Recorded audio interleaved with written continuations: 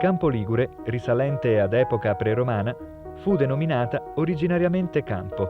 Divenne Campofredo nella seconda metà del XVI secolo, successivamente Campofreddo, ed infine, con decreto reale datato 1 maggio 1884, nell'attuale Campo Ligure.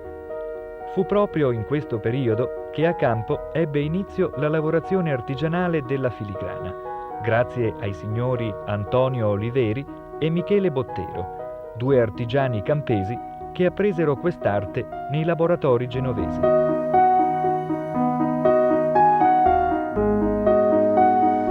La lavorazione della filigrana aprì nuove prospettive e nel giro di pochi decenni sorsero a Campo Ligure numerosi laboratori.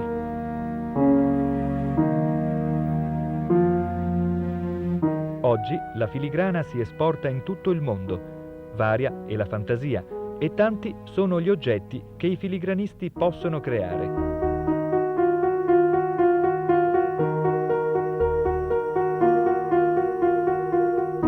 Abbiamo curiosato in alcuni laboratori e l'occhio della nostra telecamera ha catturato le varie fasi che costituiscono la lavorazione della filigrana.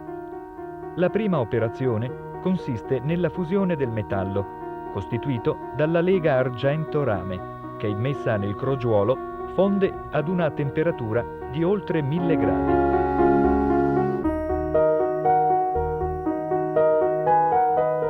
Il liquido dei metalli viene versato nella lingottiera. Si ottiene la verga.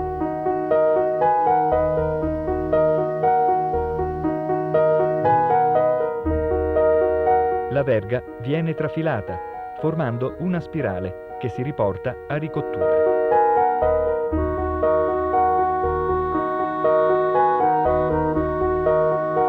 Ultimata la ricottura, si ripassa alla trafilatura, per ottenere un filo dello spessore desiderato.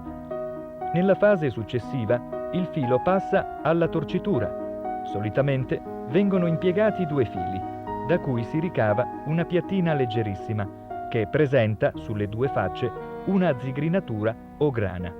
Molto probabilmente da qui deriva il termine filigrana, ovvero filogranato. Il filo granato si taglia nelle lunghezze volute e secondo le necessità. Gli oggetti in filigrana sono costituiti principalmente in 2 parti, la scaffatura e la riempitura.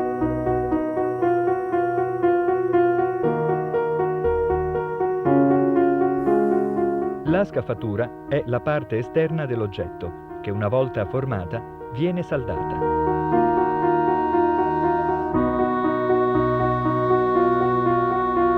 La riempitura è costituita da alcuni elementi di base.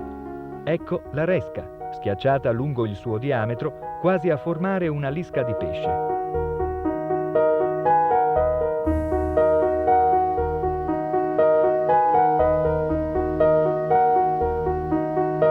Il ricciolo, costituito da spire circolari distanziate.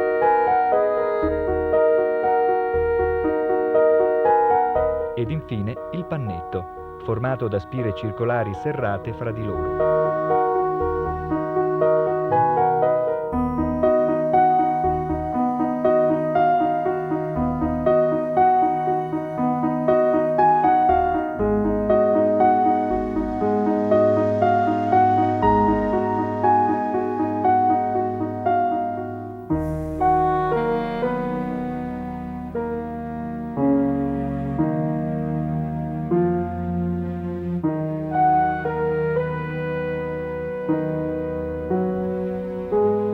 La scaffatura viene riempita con gli elementi osservati, che dopo il fissaggio sono sottoposti ad una successiva saldatura.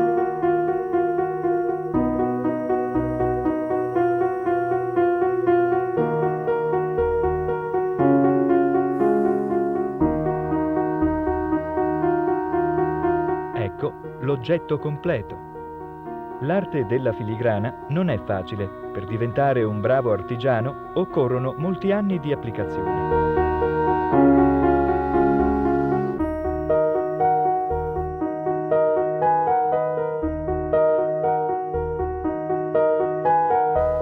Fare dei gioielli come questi.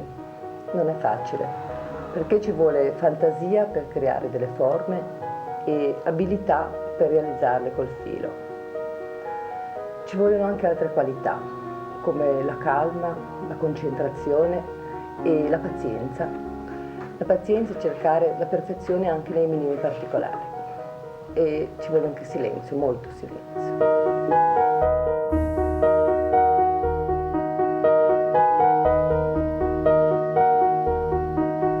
Chissà perché quest'arte scomparsa in tanti luoghi d'origine ha trovato qui il terreno culturale adatto per attecchire e resistere fino ad oggi.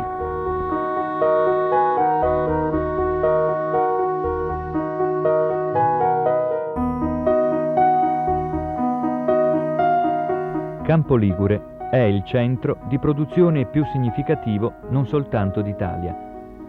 In almeno 20 botteghe si esercita e si conserva un patrimonio di finissime capacità produttive che la civiltà industriale sta cancellando ovunque.